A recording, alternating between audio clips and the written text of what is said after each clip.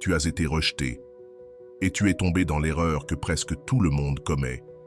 Tu as essayé de convaincre. Tu as trop expliqué. Tu t'es justifié. Tu es allé vers lui.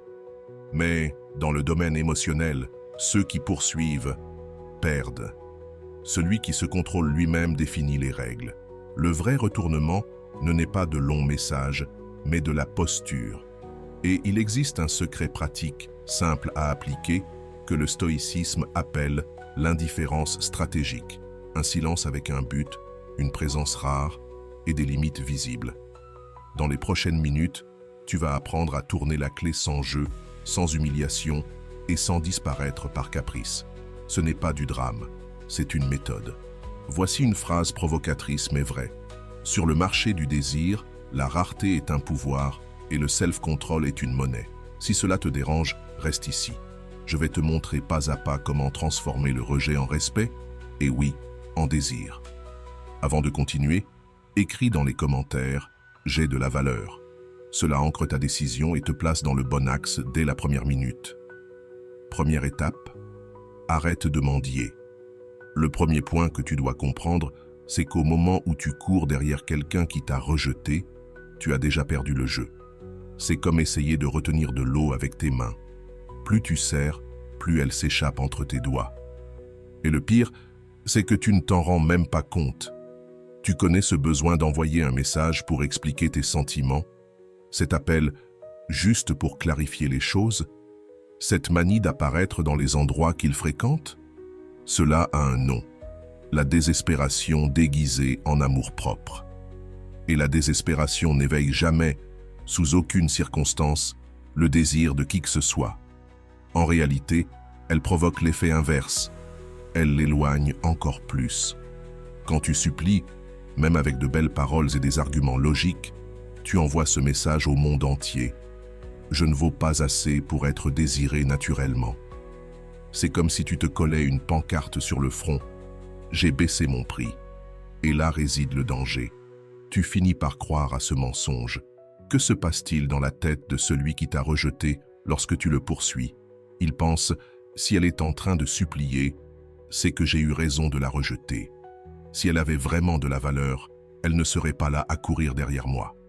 C'est cruel, mais c'est la vérité nue. La nature humaine fonctionne ainsi. Nous valorisons ce qui est difficile à obtenir et nous méprisons ce qui s'offre facilement. Chaque fois que tu envoies un « Salut, comment tu vas ?» tu nourris son ego et tu abaisses le tien. Chaque fois que tu likes sa photo sur les réseaux sociaux, tu montres que tu gravites encore dans son orbite, comme une planète perdue. Et ça, ce n'est pas de l'amour, c'est de la dépendance émotionnelle. La vérité, c'est que les hommes respectent ceux qui se respectent d'abord. Ils n'avoueront peut-être jamais, mais ils admirent les femmes qui ne se rabaissent pas, qui ne demandent pas d'attention, qui ne transforment pas un rejet en mission personnelle. Car il y a quelque chose dans la posture d'une femme qui connaît sa valeur, qui éveille automatiquement la curiosité masculine. Mais comment arrêter de supplier quand chaque fibre de ton corps crie de faire quelque chose? Tu dois d'abord comprendre que l'impulsion de poursuivre n'est pas de l'amour, c'est de la peur. Peur de ne pas être suffisante, peur d'être seule, peur qu'il trouve quelqu'un de mieux. Ce n'est pas de l'amour, c'est un mensonge. Avant d'aller loin, je te serais reconnaissant si tu mets un j'aime à la vidéo. Cela m'aiderait à continuer de diffuser cette philosophie. Si tu n'es pas encore abonné, je te recommande de t'abonner et d'activer la cloche pour ne manquer aucune vidéo. La prochaine fois que tu auras envie d'envoyer un message, fais une pause. Respire profondément. Demande-toi, qu'est-ce que j'espère obtenir avec ça? Si ta réponse est « je veux qu'il change d'avis », tu as déjà perdu. Si c'est « je veux me sentir mieux », tu as aussi perdu. La seule réponse correcte, c'est « ne rien envoyer ». Le secret, c'est de transformer toute cette énergie que tu gaspillerais à courir derrière lui en énergie pour bâtir une meilleure version de toi-même. Au lieu de réfléchir à ce que tu pourrais lui dire, réfléchis à ce que tu peux faire pour toi. Au lieu de planifier des rencontres par hasard, planifie ta croissance personnelle. Quand tu arrêtes vraiment de mendier, deux choses magiques se produisent. Premièrement, tu récupères ta dignité et ton estime de toi. Deuxièmement, tu deviens un mystère. Et le mystère est irrésistible pour n'importe quel être humain. Quand tu disparais de la vie de quelqu'un qui t'a rejeté, non pas par colère ou par caprice, mais par amour-propre, tu réveilles quelque chose en lui, la curiosité. À partir de ce moment, tu passes du rôle de la personne dans le besoin à celui de la personne qui choisit. Tu passes de celle qui accepte des miettes à celle qui mérite le festin complet. Et ce changement d'énergie se ressent par tous ceux qui t'entourent, y compris par lui. Rappelle-toi, celles qui mendient ont déjà perdu le respect. Celles qui se respectent elles-mêmes gagnent l'admiration. Le choix t'appartient. Mais choisis en pensant à la femme que tu veux être dans un an. Serait-elle fière de tes attitudes d'aujourd'hui? Si la réponse est non, alors tu sais déjà ce qu'il faut changer. Deuxième étape, le silence stratégique. Il existe une puissance dans le silence que la plupart des femmes sous-estiment totalement. Nous vivons à une époque où tout le monde parle trop, explique trop, se justifie trop. Et au milieu de tout ce vacarme, celles qui se taisent avec un but brillant comme un diamant au milieu des pierres ordinaires. Le silence n'est pas une absence de réponse, c'est la réponse la plus puissante qui existe. Quand quelqu'un te rejette et que tu disparais simplement, sans drame, sans explication, sans dernière parole, tu crées quelque chose de bien plus fort que n'importe quel discours. Tu crées le doute dans son esprit. Et le doute, c'est le début de l'obsession. C'est comme si tu avais planté une graine de curiosité qui va grandir lentement, mais elle grandira. Le problème, c'est qu'on nous a appris que nous devions toujours dire quelque chose, expliquer nos sentiments, exposer notre douleur, défendre notre honneur. Mais parfois, la chose la plus intelligente à faire, c'est simplement disparaître. Réfléchis à ceci. Quand tu expliques trop ce que tu as ressenti après un rejet, tu livres toutes tes cartes. Il sait exactement ce que tu ressens. Il sait qu'il a du pouvoir sur tes émotions. Il sait qu'il peut t'atteindre. Mais quand tu te tais, il ne sait pas ce que tu penses. Et crois-moi, cela le dérange bien plus que tu ne l'imagines. Le silence stratégique n'est pas de l'ignorance par vengeance ou par dépit. C'est un choix conscient pour préserver ton énergie et ta dignité. C'est décider que tes mots sont trop précieux pour être gaspillés sur ceux qui ne les méritent pas. C'est comprendre que toutes les situations ne méritent pas d'explication ni de réaction. Mais attention, il y a une manière correcte de garder le silence. Ce n'est pas ce silence rempli de colère, où tu respires bruyamment en montrant ton irritation. Non, c'est le silence serein de quelqu'un qui a d'autres priorités dans sa vie. Le silence de celle qui n'a pas de temps à perdre dans des jeux, car elle est trop occupée à construire sa propre joie. Quand tu appliques le silence stratégique, plusieurs choses se passent. Tu arrêtes de nourrir son ego avec tes réactions. Tu crées un mystère autour de toi. Tu le forces à faire face à sa conscience, sans ta présence pour le distraire. Et surtout, tu te protèges de dire des choses que tu pourrais regretter plus tard. Le plus étrange, c'est que plus tu te tais, plus les gens veulent savoir ce que tu penses. Le silence crée un vide que les autres cherchent à combler. Alors commencent les spéculations. Pourquoi n'a-t-elle rien dit? Que ressent-elle? Est-ce qu'elle va bien? Est-ce qu'elle est déjà passée à autre chose? Le silence est aussi une preuve de maturité émotionnelle.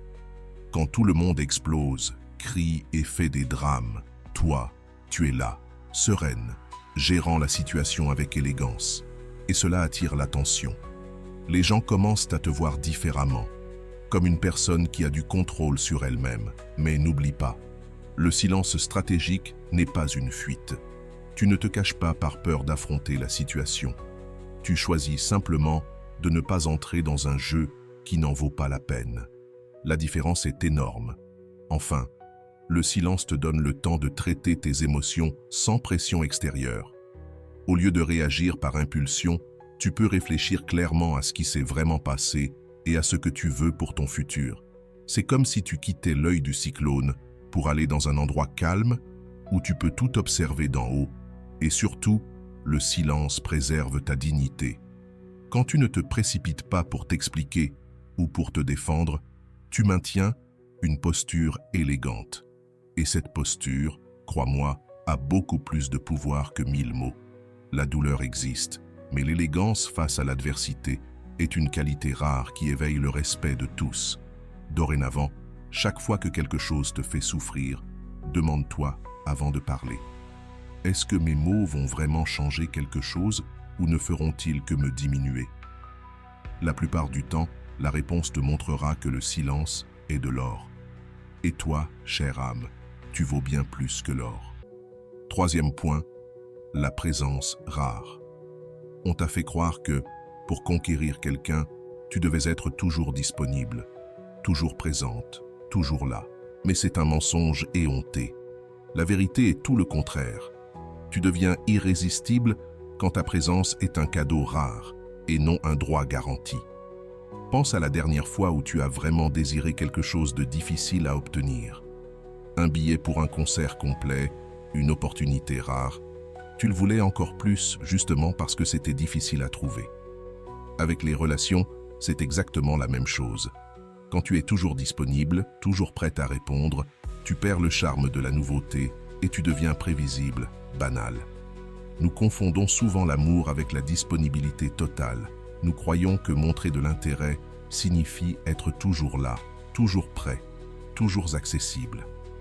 Mais ça, ce n'est pas de l'intérêt sain, c'est un besoin déguisé et le besoin effraie quiconque possède un minimum d'intelligence émotionnelle. Lorsque tu deviens une présence rare, plusieurs choses se passent dans l'esprit de la personne qui t'a rejeté. D'abord, elle comprend que tu as une vie à toi, des centres d'intérêt, des personnes qui apprécient ta compagnie. Ensuite, elle se demande où tu es et avec qui tu es. Enfin, elle commence à douter. A-t-elle vraiment pris la bonne décision en te laissant partir? Être une présence rare, ce n'est pas disparaître du monde, ni prétendre que tu n'existes pas, ni jouer à des jeux. C'est simplement avoir une vie si riche et si intéressante que tu n'as même plus le temps de penser à celui qui t'a rejeté. La femme de rare présence est celle que l'on remarque lorsqu'elle entre dans une pièce, non pas parce qu'elle fait du bruit ou cherche à attirer l'attention, mais parce qu'elle dégage une énergie différente. Elle n'est pas désespérée de validation. Elle ne cherche pas quelqu'un pour compléter sa vie. Elle est déjà complète et ne partage sa plénitude qu'avec ceux qui le méritent. Tu sais ce qui se passe quand tu cesses d'être toujours disponible? Les gens commencent à apprécier davantage les moments où tu es présente. Tes paroles prennent plus de poids, tes sourires deviennent plus précieux, ton attention se transforme en un privilège et non en une obligation. Le secret de la présence rare réside dans le fait de bâtir une vie si riche que naturellement, tu n'as plus de temps à consacrer à ceux qui t'ont rejeté. C'est inscrire enfin à ce cours que tu voulais suivre, accepter cette invitation que tu refusais toujours, dire oui à de nouvelles expériences qui t'enrichissent. Et peu à peu, les gens commencent à parler de toi. Elle est différente, elle va bien, sa vie a pris un nouveau tournant. Ces échos finissent toujours par arriver aux oreilles de celui qui t'a perdu, et la curiosité l'envahit. Mais attention, ne deviens pas une présence rare uniquement pour attirer son regard. Ce serait une manipulation bon marché, inefficace sur le long terme. Tu dois le devenir parce que tu mérites une vie pleine et passionnante, indépendamment de tout homme. La rare présence protège aussi ton énergie émotionnelle. Au lieu de gaspiller ton temps et ton attention pour ceux qui ne te valorisent pas, tu investis dans des personnes et des activités qui font réellement fleurir ton existence. Et le plus beau, c'est qu'en devenant vraiment rare, tu arrêtes de te soucier de savoir si lui le remarque ou non. Parce que ta vie est tellement riche que son opinion n'a plus aucune importance dans ton bonheur. Voilà la véritable ironie. Quand tu cesses de chercher à susciter de l'intérêt, tu deviens naturellement plus intéressante. Souviens-toi, les diamants sont précieux précisément parce qu'ils sont rares. Si on en trouvait partout, plus personne ne les valoriserait. Toi aussi tu es un diamant, pas un vulgaire caillou. Comporte-toi en conséquence. Quatrième point, les limites claires. Si tu veux transformer le rejet en respect, tu dois comprendre une leçon essentielle. Ceux qui n'ont pas de limites claires finissent toujours piétinés. Et après un rejet, la première étape est de définir avec fermeté ce que tu acceptes et ce que tu refuses dans ta vie. Les limites ne sont pas des murs pour éloigner les autres. Ce sont des barrières protectrices qui préservent ton jardin émotionnel. C'est la différence entre une maison avec une porte dont tu contrôles l'accès et une place publique où n'importe qui piétine le gazon. C'est à toi de choisir. Veux-tu une maison privée ou un terrain abandonné? Beaucoup de femmes confondent les limites avec de la méchanceté. Elles pensent qu'affirmer ce qu'elles tolèrent ou non les fera paraître dures. En réalité, c'est tout l'inverse. On respecte toujours davantage quelqu'un qui se respecte soi-même. Et le respect, c'est la base de toute relation saine. Après un rejet, certaines choses doivent être très claires. D'abord, tu n'acceptes plus les miettes d'attention, les appels nocturnes par ennui, les messages vagues qui ne mènent nulle part, les rencontres improvisées quand il n'a rien d'autre à faire. Ton énergie est trop précieuse pour être gaspillée ainsi. Ensuite, tu n'acceptes plus d'être traité comme une option. Si quelqu'un t'a rejeté, il ne peut pas te garder comme roue de secours. Tu n'es pas une solution de rechange. Tu es une priorité ou tu n'es rien. Enfin, tu n'acceptes plus les excuses vides. Je ne suis pas prêt pour une relation, alors qu'il fréquente d'autres femmes. Soyons amis, alors qu'il te cherche uniquement quand ça l'arrange. Je ne veux pas te blesser, mais en continuant à envoyer des signaux contradictoires. À tout cela, ta réponse est simple. Non. Sans discussion, sans négociation, sans seconde chance. Quand tu poses des limites, certaines personnes tenteront de les tester. Elles voudront voir si tu es ferme ou si tu bluffes. C'est là que tu dois rester inébranlable. Chaque fois que tu cèdes, tu leur apprends que tes limites sont négociables. Et des limites négociables ne sont pas des limites, ce sont de simples suggestions. Mais attention, poser des limites ne veut pas dire être agressif. Tu peux être ferme et douce à la fois. Tu peux dire non avec élégance, affirmer ta position sans attaquer. Tu ne blesses personne, tu protèges simplement ton espace intérieur. Les limites servent aussi de filtre. Ceux qui les respectent prouvent qu'ils te valorisent. Ceux qui tentent de les franchir ou te font culpabiliser de les avoir montrent qu'ils ne méritent pas ta présence. C'est un véritable détecteur de personnes toxiques. Et voici ce qui arrive quand tu poses des limites claires. Tu cesses d'attirer ceux qui veulent profiter de toi. Ton énergie change et tu attires des relations saines et équilibrées. Tes limites incluent aussi la manière dont tu autorises les autres à te parler. Tu n'acceptes plus les paroles irrespectueuses, ni l'indifférence, ni d'être le choix secondaire de qui que ce soit. Ta valeur n'est pas négociable. Souviens-toi, les limites ne sont pas un châtiment infligé aux autres. Elles sont une forme de soin pour toi-même. C'est toi qui dis au monde « Je me respecte et j'attends que tu me respectes aussi ». Ceux qui ne peuvent pas respecter cela n'ont simplement pas leur place dans ta vie. Ta tranquillité vaut bien plus que n'importe quelle relation forcée. Alors désormais, chaque fois que quelqu'un essaiera de franchir tes limites, tu n'expliqueras pas, tu ne justifieras pas, tu ne t'excuseras pas, tu resteras ferme. Tu réaffirmeras ta position avec calme et fermeté, parce qu'une femme qui se respecte n'a pas besoin de mendier le respect des autres. 5. L'estime de soi visible. L'estime de soi n'est pas quelque chose que tu gardes enfermé comme un secret. C'est une énergie qui brille dans chacun de tes gestes, chacune de tes paroles, chacune de tes décisions. Et lorsque tu as été rejeté, l'une des choses les plus puissantes que tu puisses faire, c'est de travailler ton estime de soi pour qu'elle devienne impossible à ignorer. L'estime de soi visible n'a rien à voir avec l'arrogance. Elle repose sur une confiance authentique qui vient de l'intérieur et qui n'a pas besoin de validation extérieure pour exister. C'est cette énergie qui fait que les gens te regardent et pensent « Vraiment, elle s'aime, elle se respecte ». Et cela est magnétique, bien plus que tu ne peux l'imaginer. Le problème, c'est qu'après un rejet, notre tendance naturelle est de nous diminuer. On commence à douter de notre valeur, de notre beauté, de notre personnalité. On se regarde dans le miroir pour trouver des défauts, on repense sans cesse aux anciennes conversations pour identifier nos erreurs. Mais ce processus est un poison pur pour ton estime de soi et tu dois l'arrêter immédiatement. L'estime de soi visible commence par la manière dont tu prends soin de toi. Je ne parle pas de dépenser des fortunes en vêtements ou de passer par la chirurgie esthétique. Je parle de te traiter avec respect et tendresse. Prendre une douche en conscience, appliquer une crème sur ton corps avec douceur, choisir des vêtements qui te font te sentir bien, marcher avec une posture droite, fier de qui tu es. Mais cela va bien au-delà de l'apparence physique. L'estime de soi visible transparaît aussi dans la façon dont tu parles de toi. Arrête de te rabaisser dans tes conversations. Cesse de faire des blagues qui te dévalorisent. Ne minimise plus tes réussites. Et quand quelqu'un te félicite, contente-toi d'un simple « merci » au lieu de chercher à expliquer pourquoi ce compliment n'aurait pas de sens. Cette estime de soi s'exprime également dans tes choix. Ne dis pas « oui » à des invitations qui ne t'intéressent pas juste pour ne pas rester seul. Choisis des activités qui te font grandir plutôt que de simplement passer le temps.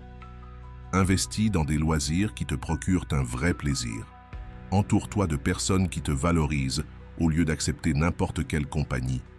Sais-tu ce qui se passe quand ton estime de soi est visible? Les gens commencent à te traiter différemment. C'est comme si tu émettais une énergie qui dit « je sais ce que je vaux et je n'accepte rien de moins ». Et naturellement, ils commencent à t'offrir plus, parce qu'ils sentent que tu n'accepteras jamais des miettes. Une femme avec une estime de soi visible ne court pas après l'approbation. Elle ne change pas d'avis pour plaire. Elle n'efface pas ses préférences pour s'adapter. Elle n'atténue pas sa lumière pour ne pas déranger. Elle est simplement elle-même, sans excuse. Et le plus beau, c'est que lorsque ton estime de soi est visible, les opinions des autres cessent d'avoir le même impact. Bien sûr, une critique peut encore faire mal, mais elle ne te détruit plus, car tu disposes d'une base solide d'amour-propre que rien ni personne ne peut ébranler. L'estime de soi visible change aussi ta façon de réagir face aux situations. Au lieu de paniquer pour des problèmes mineurs, tu les affrontes avec maturité. Au lieu de perdre tes moyens quand les choses ne se passent pas comme prévu, tu t'adaptes et tu avances. Cette stabilité émotionnelle est incroyablement attirante. Mais attention, avoir une estime de soi visible ne signifie pas ne jamais ressentir d'insécurité. Tout le monde en a. La différence, c'est que tu n'en fais pas ton identité. Tu les reconnais, mais tu ne les laisses pas prendre le contrôle de ta vie. Pour développer une estime de soi visible, tu dois arrêter de chercher la validation dans les mauvais endroits. Cesse de vérifier combien de likes ta photo a reçu.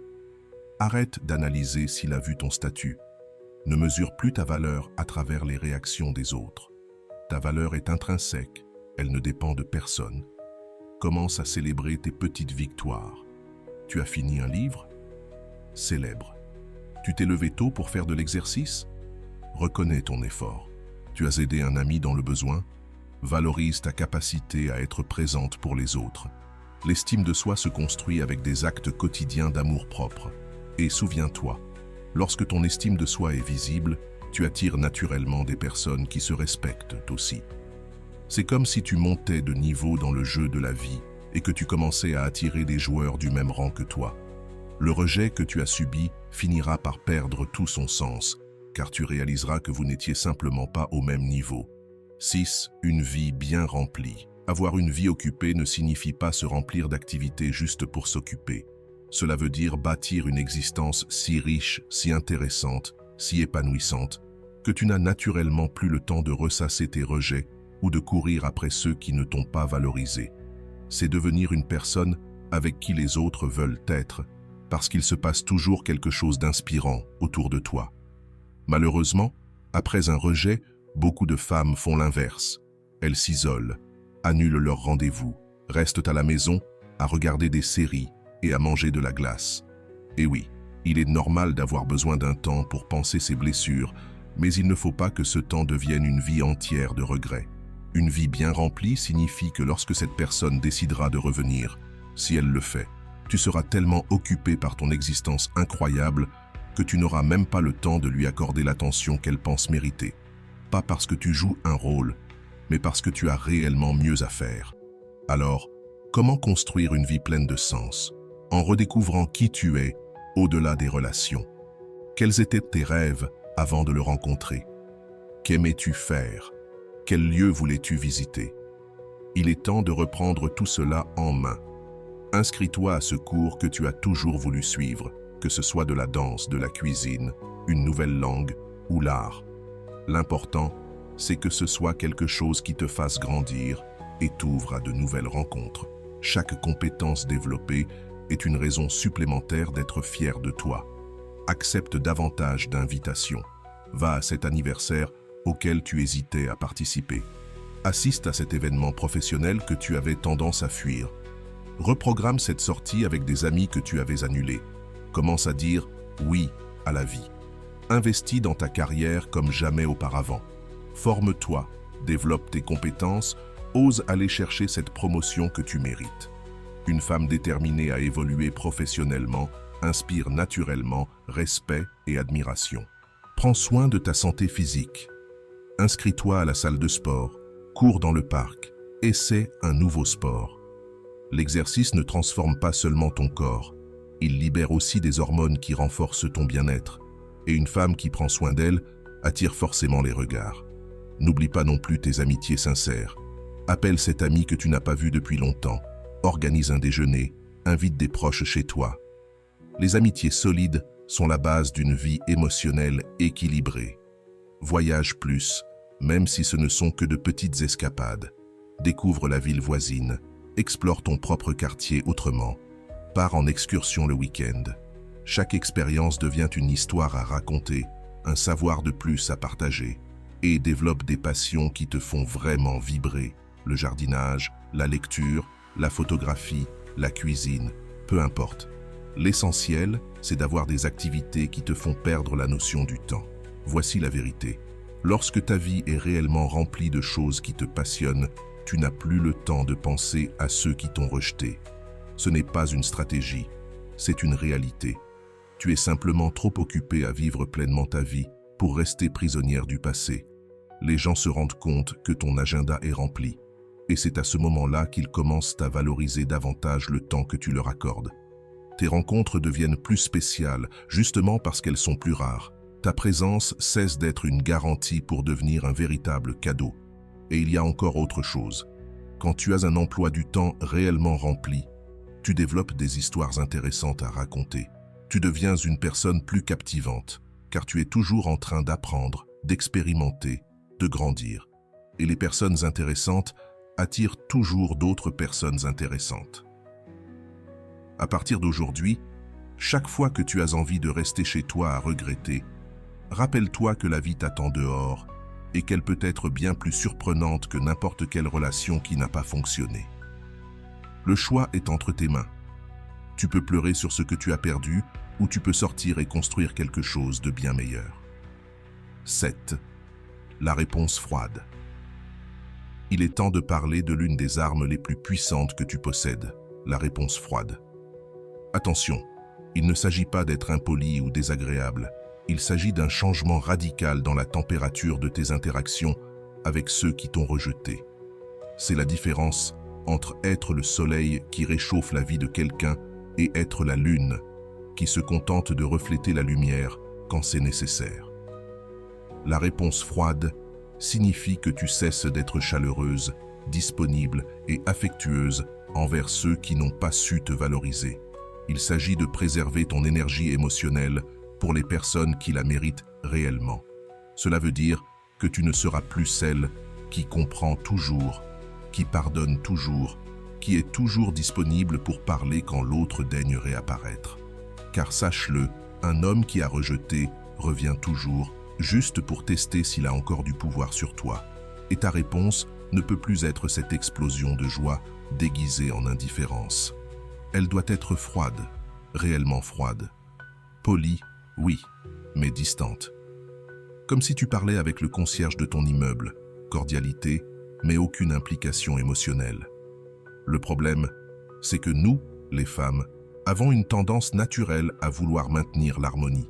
Quand quelqu'un revient vers nous, même après nous avoir blessés, notre premier réflexe est d'être aimable, de montrer que nous ne gardons pas de rancune, que nous sommes matures. Mais c'est une erreur énorme, car tu récompenses ceux qui t'ont fait du mal avec ta sympathie. La réponse froide n'est pas une vengeance, c'est une protection.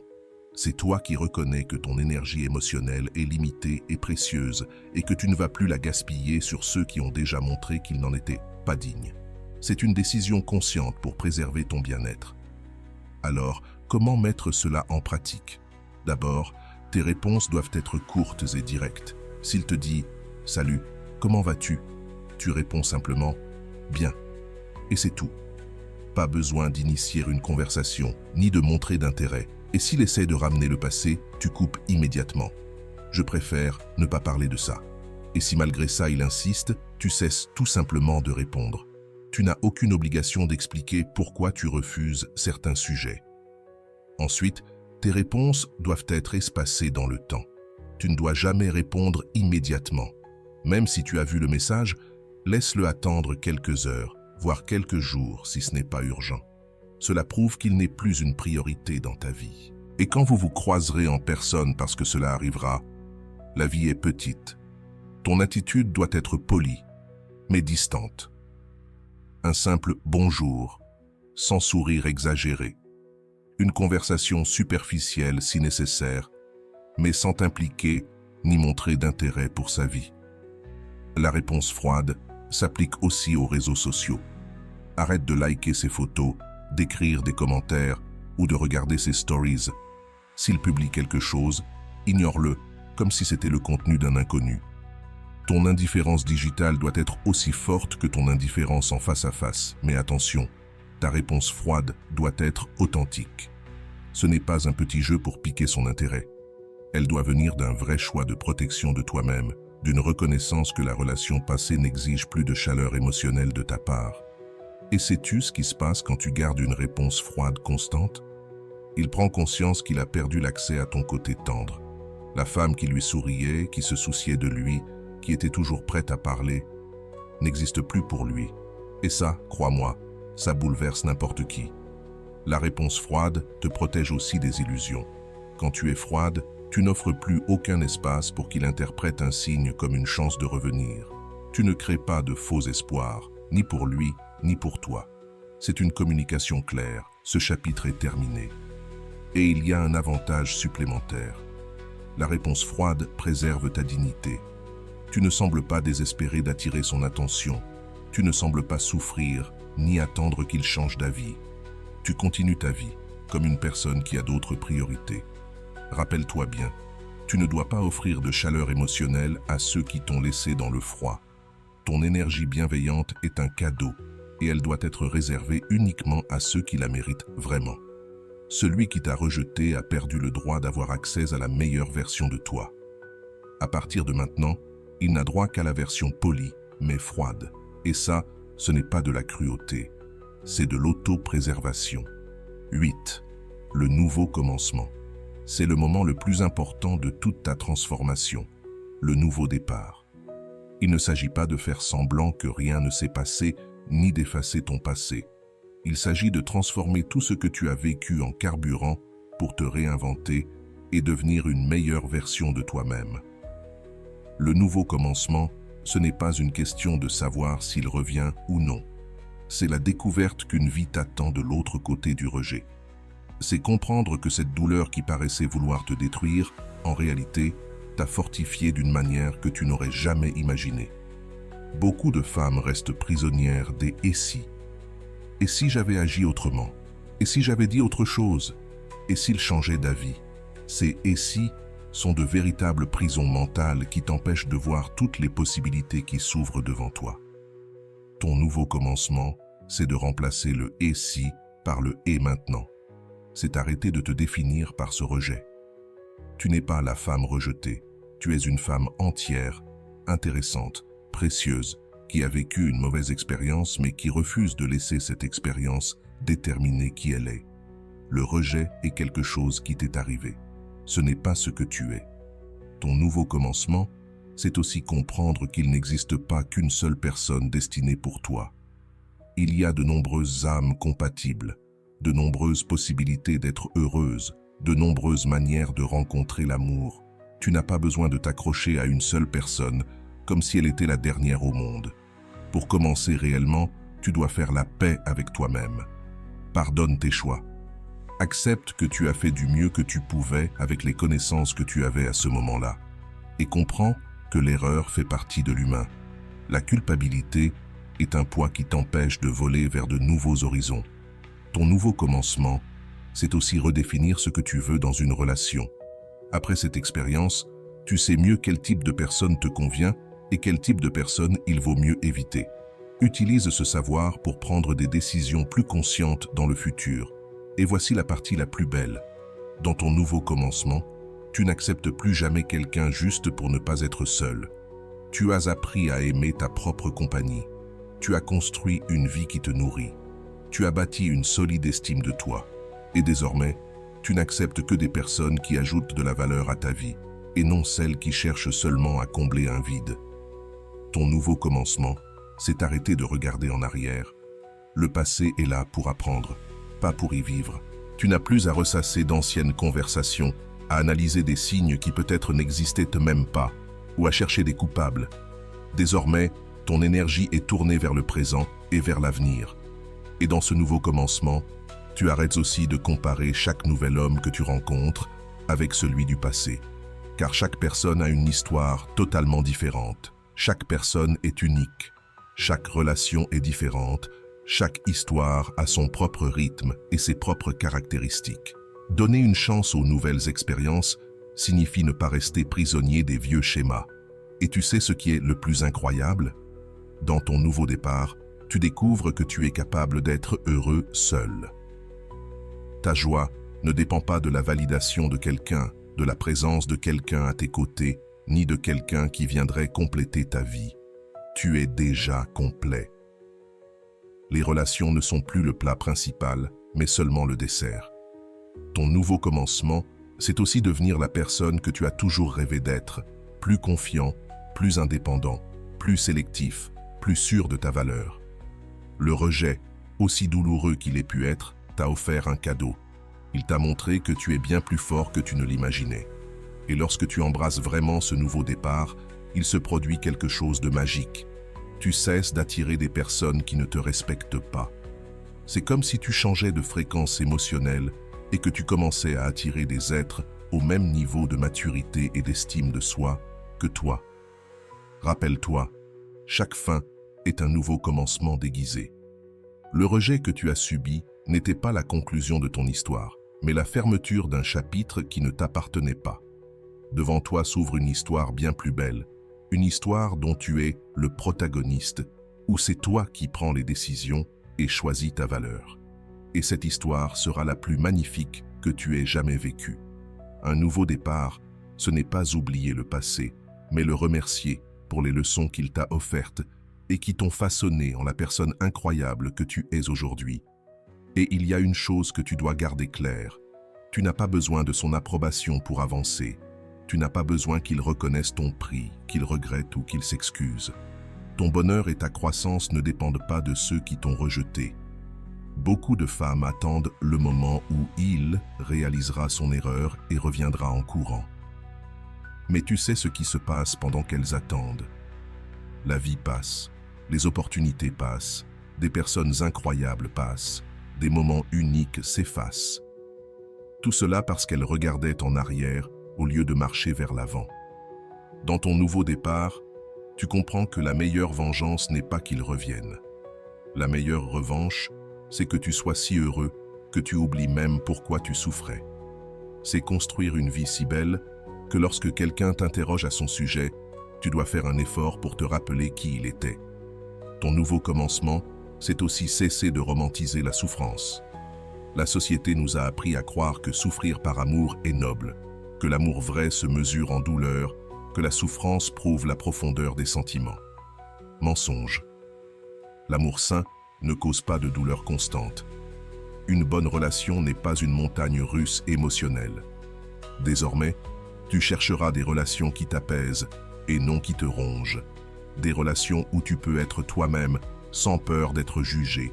Des relations basées sur la réciprocité où deux personnes se choisissent chaque jour sans jamais supplier pour être aimées. Ton nouveau départ, c'est aussi créer de nouveaux rituels qui nourrissent ton âme. Peut-être méditer 10 minutes chaque matin, écrire dans un journal avant de dormir ou marcher au coucher du soleil. Ces petits gestes te reconnectent à toi-même et te rappellent combien tu es précieux. Et voici une vérité libératrice. Tu n'as pas besoin d'être parfait pour mériter l'amour. Tu n'as pas besoin de tout changer en toi pour être digne de choix. Tu n'as pas besoin de devenir une autre personne pour être aimé. La bonne personne t'aimera exactement tel que tu es, avec tes forces et tes faiblesses. Dans ce nouveau commencement, tu apprends aussi à célébrer tes victoires, même les plus petites. As-tu réussi à passer une journée entière sans penser à lui? Célèbre-le. Es-tu sorti seul et tu t'es amusé? Reconnais cette indépendance. As-tu rencontré quelqu'un d'intéressant? Valorise ta capacité à te connecter aux autres. Tu comprends que les relations sont un choix, pas une nécessité. Tu choisis d'être avec quelqu'un parce qu'il apporte de la joie à ta vie, pas parce que tu as besoin de quelqu'un pour te sentir complet. Ce changement d'état d'esprit transforme radicalement ta manière d'aimer. Et tu sais ce qui est le plus fascinant? Quand tu assumes pleinement ce nouveau départ, tu deviens naturellement attirant, non pas parce que tu cherches à plaire, mais parce qu'il y a quelque chose d'irrésistible chez une personne qui connaît sa valeur et qui refuse de se contenter de moins que ce qu'elle mérite. Ton nouveau commencement, c'est aussi accepter que tu ne peux pas contrôler les sentiments et les actions des autres. Tu ne peux pas forcer quelqu'un à t'aimer, à te choisir, ni à changer d'avis à ton sujet. La seule personne que tu peux contrôler, c'est toi-même. Et cela est profondément libérateur. Dans ce processus, tu découvriras des talents que tu ignorais. Tu découvriras que tu es drôle lorsque tu es détendu, créatif lorsque tu n'es pas anxieux, charismatique lorsque tu n'essaies pas d'impressionner. Le rejet t'a ramené vers toi-même d'une manière insoupçonnée. Et quand de nouvelles personnes entreront dans ta vie, car elles viendront, attirées par ton énergie différente, tu sauras exactement ce que tu offres et ce que tu attends en retour. Tu n'accepteras plus jamais de relations déséquilibrées où tu donnes plus que tu ne reçois. La beauté du nouveau départ, c'est qu'il n'a pas de date d'expiration. Tu peux recommencer autant de fois que nécessaire. Tu as eu une rechute et lui as envoyé un message? Très bien, recommence demain. Tu as eu un moment de faiblesse et as espionné ses réseaux sociaux? Respire et recommence. L'essentiel est de ne jamais abandonner. Et retiens bien ceci. Ton nouveau départ ne concerne pas seulement les relations, mais aussi la personne que tu es en train de devenir, plus courageuse, plus indépendante, plus consciente de ta valeur, plus exigeante sur les personnes à qui tu ouvres ton cœur. Quand tu regarderas en arrière dans quelques mois, tu réaliseras que ce rejet que tu croyais être la fin du monde était en réalité le coup de pouce dont tu avais besoin pour construire la vie de tes rêves.